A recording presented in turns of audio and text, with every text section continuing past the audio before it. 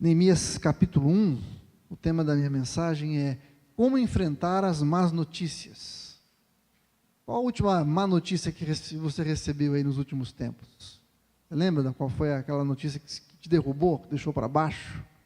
Como é que a gente lida com as más notícias? A gente vai aprender com Neemias a maneira correta da gente lidar com as más notícias. A gente não está isento de receber más notícias. As tragédias acontecem, as dificuldades vêm, mas existe uma maneira espiritual que Deus nos ensina a buscá-lo e a enfrentar essas más notícias.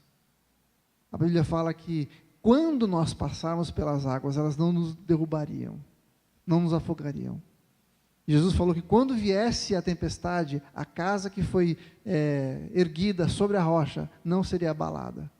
Então, as dificuldades vêm. Jesus falou que no mundo a gente teria aflições, mas era para a gente ter bom ânimo, porque Ele venceu o mundo. E nós vamos aprender hoje como encarar as más notícias e ver na vida de Neemias como ele foi vitorioso naquilo que ele teve que fazer, no chamado que Deus teve para a vida dele. Vamos ler lá então, Neemias capítulo 1, a partir do verso 1, diz assim: as palavras de Neemias, filho de Acalias, no mês de Quisleu, no ano 20º, estando eu na cidade de Suzã, veio Anani, um dos meus irmãos, com alguns de Judá. Então lhes perguntei pelos judeus que escaparam e que não foram levados para o exílio, e acerca de Jerusalém. E disseram-me: os restantes que não foram levados para o exílio se acham lá na província, estão em grande miséria e desprezo. Os muros de Jerusalém estão derribados, e as suas portas queimadas. Tendo eu ouvido essas palavras, assentei-me e chorei e lamentei por alguns dias. E estive jejuando e orando perante o Deus dos céus. E disse: Senhor, Deus dos céus, Deus grande e temível, que guardas a aliança e a misericórdia para com aqueles que te amam e guardam os teus mandamentos. Estejam, pois, atentos os teus ouvidos, os teus olhos abertos, para acudires à oração do teu servo, que hoje faço a tua presença, dia e noite, pelos filhos de Israel, teus servos. E faço confissão pelos pecados dos filhos de Israel, os quais temos cometido contra ti. Pois eu e a casa de meu pai temos pecado. Temos procedido de todo corruptamente contra ti. Não temos guardado os mandamentos, nem os estatutos, nem os juízos que ordenastes a Moisés, teu servo. Lembra-te da palavra que ordenaste a Moisés, teu servo, dizendo: se transgredirdes, eu vos espalharei por entre os povos. Mas, se vos converterdes a mim, e guardardes os meus mandamentos, e os cumprirdes, então, ainda que os vossos rejeitados estejam pelas extremidades do céu, de lá os ajuntarei, e os trarei para o lugar que vos tenho escolhido, para ali fazer habitar o meu nome. Estes ainda são os teus servos, e o teu povo que resgataste com o teu grande poder, e com a tua mão poderosa. Senhor, estejam, pois, atentos os teus ouvidos à oração do teu servo e a dos teus servos que agradam de temer o teu nome. Concede que seja bem sucedido hoje o teu servo e dá-lhe mercê diante deste homem. Neste tempo eu era copeiro do rei. Preciso dar para você um pouco de contexto aqui. Neemias, ele era um dos cativos de Israel que havia sido levado para o exílio da Babilônia. Israel havia pecado contra Deus e havia se afastado do Senhor, e por causa disso, conforme a gente viu Neemias falando, orando a Deus, em virtude daquela palavra que Deus havia dado a Moisés: olha, se vocês se afastarem de mim, eu vou espalhar vocês. E foi exatamente isso que aconteceu. O povo pecou contra Deus e ele foi então levado cativo para a Babilônia. Uma série de judeus foram levados, alguns permaneceram, conseguiram escapar do cativeiro, mas ficaram lá em Jerusalém, mas com toda a cidade destruída, o templo destruído, os muros destruídos, vivendo vulneráveis, porque não tinham muros, então qualquer um podia entrar na cidade e roubá-los e ameaçá-los. Mas Neemias havia sido levado para o exílio na Babilônia. E ele trabalhava como copeiro do rei. A gente não sabe, não faz muita ideia do que seja um copeiro do rei. O copeiro do rei era um homem que ficava do lado do rei, que servia, que assistia o rei naquilo que ele precisasse. Era o confidente do rei, era o homem de confiança do rei. Era ele que comia antes do rei, que bebia antes do rei, para ver se a comida não estava sendo envenenada de alguma forma. Era o homem que ouvia os lamúrios do rei, que ouvia quando ele estava triste, quando ele estava alegre, ouvia os planos que o rei tinha a respeito do seu reino. Então era uma pessoa de muita confiança, de muita importância. Era um homem que estava bem. Apesar de ser um cativo, ele estar preso ali, ele era um homem que, comparado a todos os outros do seu povo, ele estava muito bem, ele estava no melhor lugar possível. Ele tinha todos os recursos à sua disposição, ele não passava fome, não passava necessidade alguma, era um homem que estava num bom lugar. Mas, quando ele recebe a notícia a respeito do povo que estava lá em Jerusalém, ele fica muito triste. E eu quero mostrar para você aqui algumas atitudes que Neemias adotou e ele fez, que levaram a cumprir o chamado que Deus tinha para ele, que era de reconstruir os muros em Jerusalém. Isso está descrito em todo o livro de Neemias. Mas essa primeira parte, esse primeiro capítulo, a gente vê que ele, quando recebe essa notícia, ele fica muito abalado, muito triste. Então, eu quero te dizer que a primeira coisa que a gente precisa fazer quando recebe uma notícia difícil, uma notícia triste, você fica sabendo de algum problema, de alguma dificuldade, a gente precisa entender o problema, assumir, parar quieto, sentar, não se desesperar e ouvir aquilo que está acontecendo. É o que Neemias fez. No versículo 4 diz assim: tendo eu ouvido as palavras, assentei-me e chorei e lamentei por alguns dias. Estive jejuando e orando perante o rei, perante o Deus dos céus. A primeira coisa que ele fez foi sentar. Ele sentou, ele ficou quieto, falou assim: bom, não dá para resolver as coisas no impulso. E muitas vezes a gente faz exatamente isso, né? Quando a gente recebe uma má notícia, a gente sai desesperado tentando resolver as coisas do nosso jeito. E Neemias, a primeira coisa que ele fez foi ficar quieto. Ele sentou, começou a pensar naquilo que aconteceu, ele se entristeceu, ele chorou, ele lamentou. E isso também nos ensina o seguinte: quando a gente recebe uma má notícia, a gente não precisa fingir que está tudo bem. Está tudo bem se a gente ficar abalado, está tudo bem se a gente ficar abatido, se a gente tiver que parar, sentar, pensar sobre o que está acontecendo, buscar a Deus nesse tempo. A gente não precisa sair desesperado tentando resolver as coisas do nosso jeito. Tudo bem se você parar e chorar um pouco, se você lamentar um pouco, se você entender o que está acontecendo e sofrer durante algum tempo sobre aquilo que está acontecendo. Está tudo bem, nós somos humanos. Ninguém aqui é super-homem. Faz parte da alma humana assimilar os sentimentos. E foi isso que Neemias fez. Ele não saiu desesperado tentando resolver as coisas, não saiu xingando ninguém, não saiu por aí batendo em todo mundo. Não, ele ficou quieto, ele sentou e falou assim: o que eu vou fazer com essa informação que eu tenho? Deus, isso é muito triste. Ele se sentiu, ele teve empatia com o povo que estava lá em Jerusalém, sofrendo, desanimado, vulnerável. Ele sentiu a dor daquele povo estava sentindo. E o texto diz que ele ficou assim por alguns dias. Então, gente, mais uma vez, tudo bem se você ficar abatido, se você ficar triste com alguma má notícia. As notícias vêm, faz parte da vida. O que não pode é a gente ficar carregando esse sentimento de tristeza pela vida toda. É ficar lambendo as feridas, sabe? Ficar, puxa, a vida sempre acontece comigo, eu não tenho sorte na vida mesmo, pobre não tem sorte, né? Isso que a gente fala. A gente não pode ficar se lamuriando, a gente não pode ficar nesse sentimento. E o que Neemias faz, então, é passar por algum tempo jejuando e orando a Deus.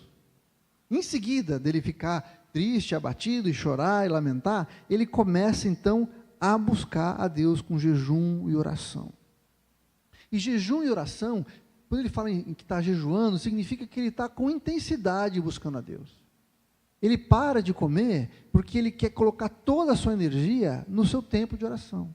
Ele está falando assim: olha, mais importante do que qualquer outra coisa é buscar a Deus nesse tempo. Ele parou de comer, ele parou de se preocupar com as outras coisas e se dedicou a um tempo de oração e jejum. A sua mente estava focada no Senhor. E isso nós precisamos aprender também. Quando as más notícias aparecem para nós, quando os problemas vêm sobre a vida da gente, a gente precisa sim buscar a Deus com intensidade. A gente precisa saber que a resposta que nós precisamos vem do Senhor. Às vezes eu vejo as pessoas falando assim, eu estou orando um tempão e Deus não me responde, eu não sei mais o que fazer. Mas será que a gente tem orado com intensidade, com foco no Senhor? Será que a gente tem gasto tempo na presença do Senhor, buscando a Deus? Ou a gente dá aquela oradinha, Deus me abençoa, Deus faz isso na minha vida, Deus manda aquela resposta que eu estou precisando? Ou a gente para e busca o Senhor com intensidade?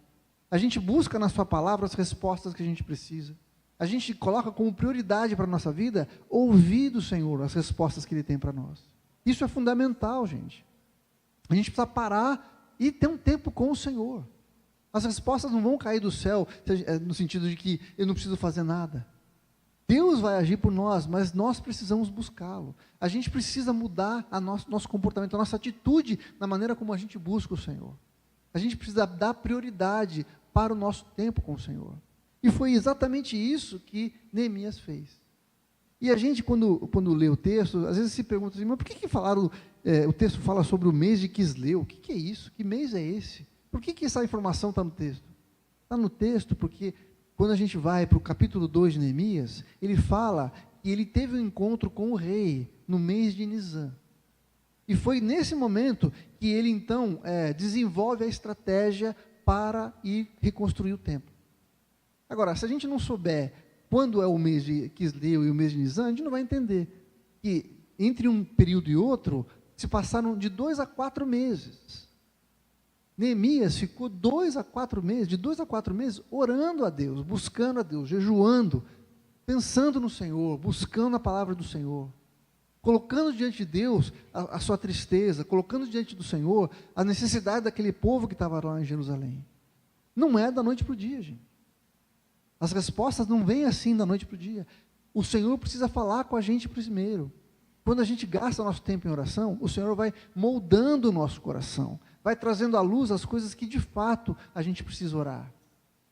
Vai mostrando para a gente as áreas da nossa vida que precisam ser transformadas antes que Deus faça alguma coisa na situação da gente. Muitas vezes Deus não muda a situação, muitas vezes Deus muda a gente, muda o nosso coração. Muitas vezes é o nosso coração que precisa ser mudado antes de Deus transformar a situação pela qual nós estamos passando. A palavra de Deus diz que o justo não teme as más notícias, não porque elas não vêm, mas porque está firmado no Senhor, não vai ser abalado. É o que diz lá no Salmo 1, que é bem-aventurado o homem que não anda segundo no caminho dos ímpios, mas que medita na lei do Senhor dia e noite. Ele pensa naquilo que o Senhor pensa todo o tempo. Ele pensa nos mandamentos do Senhor o tempo todo. O coração dele, do justo, está inclinado à vontade do Senhor. E por causa disso, ele não vai se abalar. Porque ele conhece o seu Deus. E é justamente isso que Neemias está fazendo. É justamente isso que Neemias está experimentando. Ele gasta um tempo, 4 meses, orando a Deus, jejuando ao Senhor, aquietando o seu coração, deixando Deus falar com ele. Neemias era um homem que estava numa posição de muita influência. Ele era uma pessoa que não precisaria ficar triste, não precisaria se expor, porque ele estava bem. Mas porque Deus o colocou nesse lugar, ele sabia que ele poderia ser uma resposta àquele povo. Deus usa a posição onde nós estamos para fazer a sua vontade. E nós só vamos entender a vontade de Deus para a nossa vida, saber como usar os recursos que nós temos, quando a gente gastar tempo em oração. Talvez, no primeiro momento, Neemias falou assim, eu sou só um copeiro, eu faço um trabalho tão simples aqui, como que eu posso fazer alguma coisa? Mas quando ele gasta tempo em oração, Deus começa a mostrar para ele, que ele poderia ser usado na posição que ele estava. E a mesma coisa com você. Talvez você possa dizer assim, mas eu sou uma pessoa tão simples, eu trabalho com uma coisa tão simples, eu não tenho influência nenhuma, eu não tenho acesso a nada, eu sei tão pouco, conheço tão pouco, eu tenho tão poucas habilidades. Mas essas habilidades que você tem, o lugar onde você está, os talentos que você tem, as pessoas que rodeiam você, podem ser instrumentos de Deus para alcançar um objetivo muito maior. Deus pode usar a sua vida para fazer algo muito grande, muito tremendo.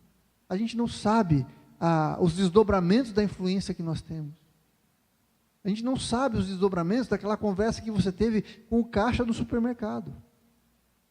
Se você falou de uma maneira positiva para aquela pessoa, se você impetrou sobre aquela pessoa uma bênção, talvez a vida daquela pessoa seja transformada por uma palavra que você deu. Já pensou nisso? Então não importa a posição que nós estejamos, Deus pode usar cada um de nós para fazer algo muito grande, muito tremendo, mesmo que a gente se sinta o mais simples das pessoas, um servo, alguém que não tem influência nenhuma, Deus pode usar a nossa vida. Então, a primeira coisa que a gente viu que Neemias fez foi parar para entender o problema. E como é que a gente entende o problema? Em oração. Não tem problema você ficar triste, você ficar batido, você chorar, você se lamentar, desde que esse tempo seja de alguns dias. Rapidamente você passa de lamentação para jejum e oração, buscando a Deus, buscando aquele que tem respostas para nós, que pode trazer a direção para a nossa vida. E como eu falei, não é da noite para o dia. Talvez você tenha que gastar um tempo, 1 mês, 2 meses, 1 ano, 5 anos, não faz diferença. Porque durante esse tempo, se você estiver em oração, o Senhor vai te fortalecer, o Senhor vai dar direção, o Senhor vai suprir as suas necessidades, vai suprir o seu coração, vai aquietar o seu coração, vai trazer alegria e esperança para você, mesmo em meio às dificuldades pelas quais você possa estar passando. Neemias esperou esse tempo, até que ele teve a oportunidade. Mas eu quero levar você a olhar para a oração que Neemias faz. E ele toca em algumas coisas que são tão fundamentais para que a gente possa descansar em Deus. Ele fala o seguinte, quando ele olha para o Senhor e para quem Deus é, ele diz assim, no versículo 5, leia comigo lá. E disse, Senhor, Deus dos céus, Deus grande e temível, que guardas a aliança e misericórdia para com aqueles que te amam e guardam os teus mandamentos.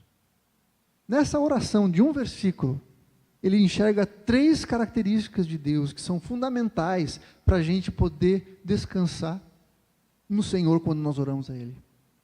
A primeira coisa que ele vê é que Deus é o Deus dos céus.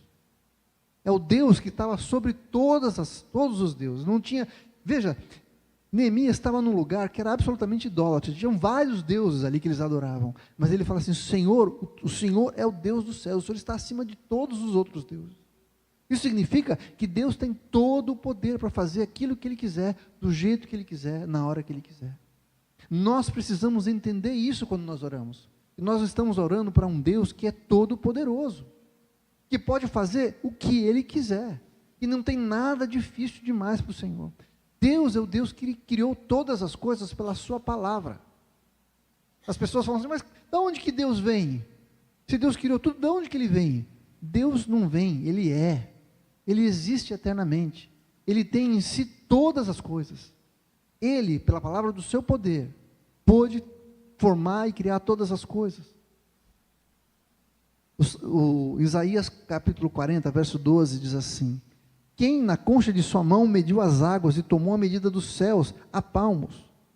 Quem recolheu a terça parte de um éfa, o pó da terra, e pesou os montes em romana, e os outeiros em balanças de precisão? Ele está falando aqui, quem que mediu os mares com a concha das mãos?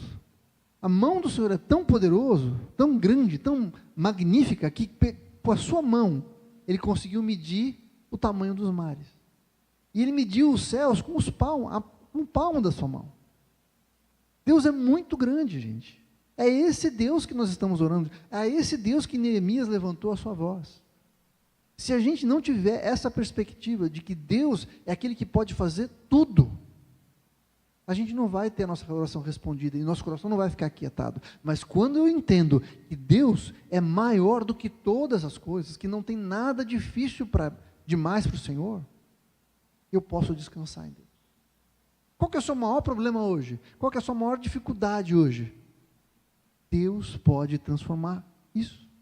Não tem nada difícil demais. Não tem nada que o Senhor não tenha visto, então não tenha nada que possa pegar Deus de surpresa. Não tem nada que possa falar, Deus assim, e agora, o que eu vou fazer? Nada, nada. O Senhor é maior do que qualquer dificuldade que você possa ter. Esse é o nosso Deus. Deus é um Deus poderoso. E Neemias viu isso como a primeira coisa na sua oração. Deus, o Senhor é o Deus de todo o céu. Deus grande e temível. Deus que faz o que quer. Diante de quem todas as pessoas vão se dobrar. Diante de quem as pessoas vão temer. Porque Ele é poderoso. Ele é o Deus que faz todas essas coisas. Essa é a primeira coisa que a gente precisa se lembrar. E a primeira coisa que Neemias ora na sua oração. A segunda coisa que ele ora é o seguinte, ele fala assim: e guardas a aliança e a misericórdia para com aqueles que te amam e guardam os teus mandamentos. Deus não é só um Deus poderoso, que faz o que quer, mas Ele também é um Deus fiel, é um Deus que não muda, que guarda a aliança. Ele prometeu, Ele vai fazer, Ele vai cumprir. Lá em Josué, capítulo 21, verso 45, Josué diz assim: nenhuma promessa falhou de todas as boas palavras que o Senhor falara à casa de Israel, tudo se cumpriu. Não basta alguém ser poderoso para fazer alguma coisa, é preciso que essa pessoa seja fiel, cumpra aquilo que prometeu, não é assim? Quantos políticos têm poder e prometem um monte de coisa na eleição, e depois que assumem o poder e poderiam fazer aquilo que prometeram, não cumprem? Por quê? Porque não são fiéis. E muitas vezes a gente transfere essa característica para Deus. Deus não é assim. Deus prometeu, Ele vai cumprir. Todas as suas promessas foram cumpridas. Ele é um Deus que não volta atrás naquilo que Ele falou que iria fazer. E isso tem que trazer consolo para o nosso coração. Essa dificuldade pela qual você está passando, Deus tem uma resposta para você. Vai cumprir aquilo que Ele prometeu para você. Não fique preocupado.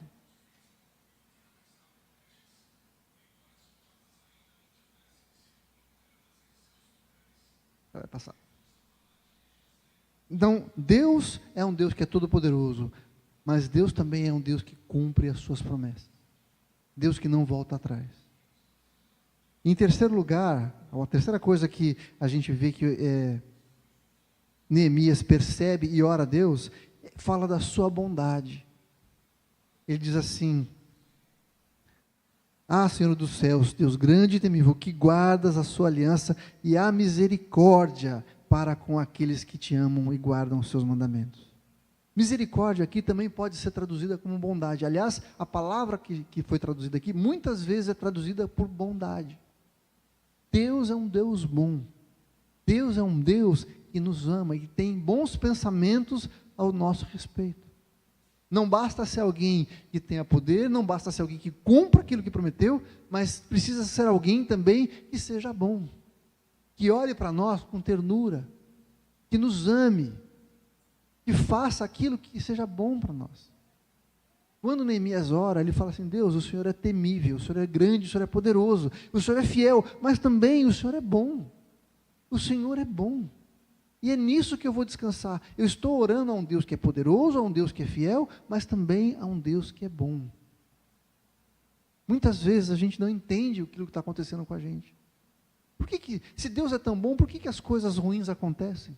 Aliás, essa é a grande pergunta de $1 bilhão. Todo mundo faz esse tipo de pergunta. Mas se Deus é bom, por que as coisas ruins acontecem? Deus não é poderoso para impedir que as coisas ruins aconteçam? Ou Deus não se importa? Deus é poderoso e Deus se importa. Mas as coisas ruins que acontecem são fruto do nosso próprio pecado. Deus podia impedir? Deus pode impedir todas as coisas. Mas nós colhemos também aquilo que nós plantamos. Então, a bondade de Deus é que nos garante que Ele vai responder a nossa oração de acordo com a sua própria vontade. Mesmo que eu não entenda, mesmo que eu não saiba o porquê, Deus manifesta a sua bondade para conosco. Quando Jesus está ensinando os seus discípulos, ele diz assim, em Mateus 7, verso 7, diz assim: pedi e dar-se-vos-á, buscai e achareis, batei e abrir-se-vos-á, pois todo o que pede recebe, e o que busca encontra, e a quem bate abrir-se-lhe-á. Ou qual dentre vós que é homem, porventura, se seu filho porventura pedir pão, não lhe dará pedra? Ou se pedir um peixe, lhe dará uma cobra? Ora, se vós que sois maus, sabeis dar boas dádivas aos vossos filhos, quanto mais o vosso Pai que está nos céus também dará boas coisas aos que lhe pedirem. Deus é o nosso Pai. Ele é bom e vai dar as boas dádivas que nós precisamos. Nós precisamos buscar e entender a bondade de Deus. Deus é poderoso, Deus é fiel e Deus é bom. Quando nós oramos, nós precisamos entender essas 3 características de Deus. Que Ele pode fazer o que quiser, Ele vai cumprir aquilo que Ele prometeu e que Ele tem bons pensamentos a nosso respeito. Se eu pedir um pão, Deus não vai me dar pedra. E se eu pedir uma serpente, Ele não vai me dar também. Ele não vai me dar nada que não seja bom para mim. Muitas vezes o não de Deus é uma prova do seu amor. Quem é pai aqui sabe. Muitas vezes o filho da gente pede coisa que não deve, não é verdade? Coisas que são perigosas, que vão fazer mal para ele. E o filho, talvez pela sua infantilidade, pela sua inocência, pela falta de conhecimento, não vai entender por que a gente vai falar não. Vai olhar para a gente e falar assim, nossa, meu pai é ruim. Nossa, por que meu pai é tão chato que não dá aquilo que eu peço? Ele é incapaz de compreender. E nós somos assim. Muitas vezes nós pedimos coisas que somos incapazes de compreender o que nós estamos pedindo. Mas Deus, na sua bondade, no seu conhecimento, sabe o que é melhor para nós. E muitas vezes Ele vai nos dizer não. Mas isso não é prova, não é porque Deus não nos ama, justamente o contrário. É porque Ele nos ama, é que Ele fala não para algumas coisas que nós pedimos. Então nós precisamos parar para pensar no nosso problema. Nós precisamos olhar para o Senhor, aquele que pode responder a nossa oração, saber quem Ele é, que Ele é um Deus que é poderoso, um Deus que é fiel e um Deus que é bom. Mas nós também precisamos, como Neemias fez, olhar para nós mesmos, olhar para quem nós somos. Quando as más notícias vêm, nós precisamos olhar para nós. Como nós vamos responder a isso? O porquê que essas coisas estão acontecendo conosco? E como nós devemos nos relacionar com o Senhor nesse momento? Quando nós olhamos para nós vemos que nós somos filhos do Senhor. Veja o que diz lá no verso 6. Estejam, pois, atentos os teus ouvidos e os teus olhos abertos para acudires a oração do teu servo, nós somos servos, que também faço a tua presença, dia e noite, pelos filhos de Israel, os teus servos. Somos filhos do povo de Deus. O Senhor nos adotou como filhos, e por isso nós podemos ter acesso à presença do Senhor. Quando Jesus ensinou seus discípulos a orarem, Ele não falou assim, quando vocês orarem, falem assim, ó Deus Todo-Poderoso, Senhor dos céus e da terra, aquele que pode todas as coisas. Ele não falou assim, não, Pai nosso que está no céu. Existe um relacionamento de intimidade, de proximidade, quando nós oramos ao nosso Pai. Nós precisamos nos lembrar que somos filhos de Deus. A nossa oração, quando as más notícias vêm, precisa se lembrar que nós somos filhos de Deus, que o nosso relacionamento com o nosso Deus é de pai para filho. Ele se importa conosco, tem prazer em nos abençoar, é aquele que se levanta para nos proteger, para nos guardar, para nos suprir em tudo que nós precisamos.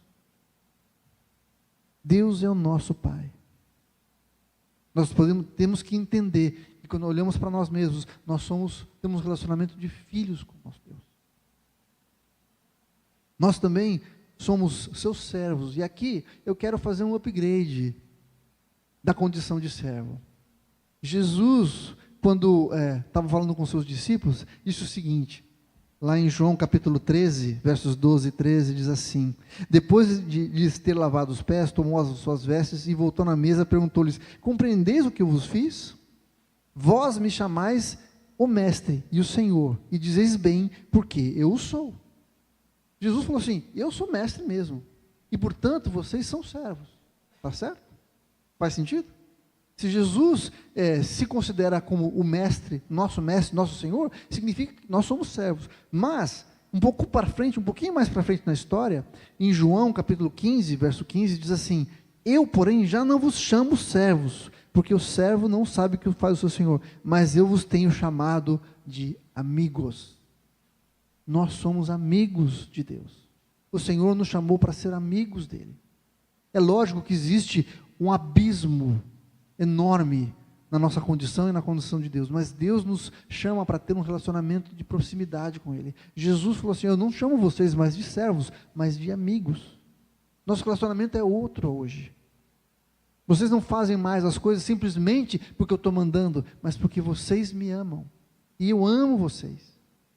Quando Neemias ora, ele fala assim, também no verso 5, ele fala assim,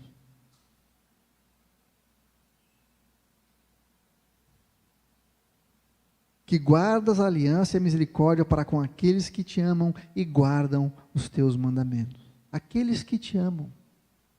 A aliança do Senhor é para aqueles que o amam.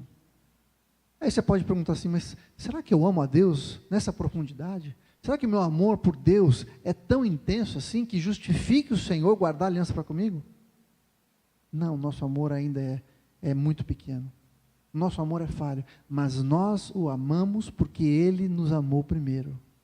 O nosso amor é uma resposta ao amor de Deus. Embora falho, embora imperfeito, nós amamos o Senhor e queremos fazer a sua vontade. Quando Jesus faz aquele bate-papo com Pedro, né, pergunta, Pedro, tu me amas? E Pedro fala, Senhor, o Senhor sabe que eu gosto do Senhor. E Jesus não se importa, fala assim, apacenta as minhas ovelhas. Jesus pergunta de novo, Pedro, você me ama? E Pedro fala, Senhor, o Senhor sabe todas as coisas, o Senhor sabe que eu te amo mais ou menos, não é aquele amor assim, para as tempo. Mas Jesus fala, não tem problema, apacenta as minhas ovelhas. E pela última vez, Jesus fala assim, você gosta de mim, Pedro? O Senhor sabe todas as coisas, o Senhor sabe que o meu amor pelo Senhor é imperfeito, mas eu vou caminhar, Senhor. E Jesus falou assim, Pedro, não se preocupa, porque você um dia vai pagar o preço de me seguir até o final. E é isso que o Senhor fala para a gente. Nós somos fruto do amor de Deus. Nós o amamos porque Ele nos amou primeiro. Então, se nós somos filhos, nós somos também servos, mas também somos amigos. Nós precisamos reconhecer a nossa posição diante do Senhor. E a última coisa que Neemias mostra a respeito de quem nós somos, é que nós somos pecadores. Ele confessa o pecado. Não só de toda a nação, mas da sua família e o seu próprio pecado. Veja que Neemias havia sido exilado de Jerusalém, ele já havia nascido no cativeiro.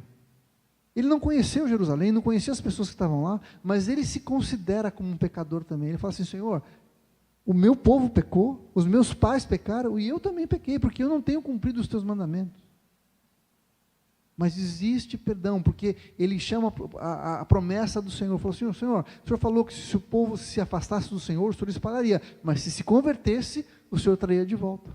Então Deus, existe perdão para mim também. Nós precisamos reconhecer que nós precisamos do perdão do Senhor, que nada pode nos separar do amor de Deus, desde que haja arrependimento, desde que nós confessemos o nosso pecado ao Senhor. Se existe pecado na nossa vida, é passível de perdão. Somos pecadores. Romanos 3:23 diz, pois todos pecaram e carecem da glória de Deus. Mas também em Romanos capítulo 6, versos 22 em diante, diz assim, agora porém libertados do pecado, transformados em servos de Deus, tende o vosso fruto para a santificação e por fim a vida eterna, porque o salário do pecado é a morte, mas o dom gratuito de Deus é a vida eterna em Cristo Jesus, nosso Senhor. É o dom gratuito de Deus que nos leva à presença do Senhor, que nos perdoa os pecados. 1 João 9 diz, se confessarmos os nossos pecados, Ele é fiel e justo para nos perdoar os pecados e nos purificar de toda injustiça. Em Judas capítulo 1, verso 24 diz assim, ora, aquele que é poderoso para nos guardar de tropeçar e para nos apresentar com perfeitos e imaculados diante dele, a Ele seja a glória. O próprio Deus é que nos guarda de tropeçar e nos purifica para sermos apresentados diante dele, puros, santos e irrepreensíveis. A obra de perdão é através do Senhor, é o Senhor quem faz isso em nós. Por isso é que eu posso orar com ousadia, porque não existe mais acusação contra a minha vida. Como eu sempre falo, não é pelos meus méritos, mas é pelos méritos de Jesus. Eu posso orar ao Senhor e ter a resposta dele. A quarta coisa que Neemias faz é invocar as promessas de Deus. No verso 8 diz assim, verso 8 de Neemias 1 diz assim, lembra-te da palavra que ordenaste a Moisés, Senhor, teu servo, dizendo, se transgredirdes, eu vos espalharei por entre os povos, mas se vos converterdes a mim e guardardes os meus mandamentos e os cumprirdes, então, ainda que os vossos rejeitados estejam pelas extremidades do céu, de lá os ajuntarei e os trarei para o lugar onde tenho escolhido, para ali fazer habitar o meu nome. Neemias está falando assim, o Senhor fez uma promessa. O Senhor falou que se o povo se convertesse, o Senhor traria de volta e iria fazer eles habitarem no lugar onde revelaria o teu nome, Senhor. Senhor, cumpre a tua promessa. Faz aquilo que o Senhor prometeu. Sabe, a nossa oração precisa estar baseada e alicerçada, ancorada na palavra de Deus e as suas promessas, porque Ele é fiel para cumprir cada uma delas. Se eu conheço a palavra do Senhor, se eu conheço as suas promessas para mim, eu posso orar essas promessas e falar: Senhor, o Senhor prometeu. O Senhor é capaz de cumprir todas elas. O Senhor é fiel para cumprir. E o Senhor é bom. Percebe como a coisa funciona?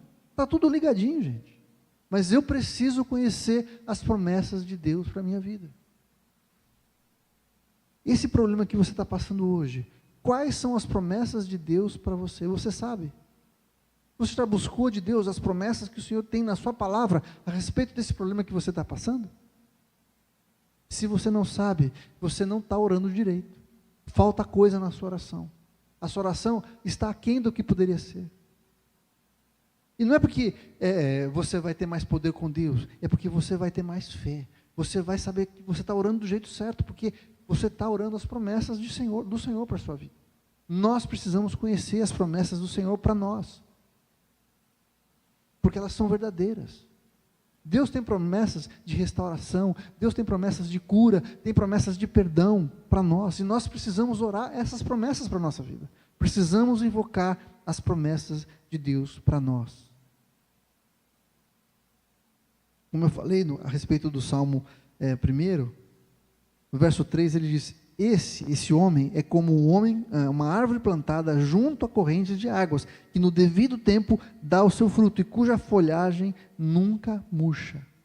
Ou seja, não importa as circunstâncias, as folhas daquela árvore vão sempre ser verdes, está sempre bem.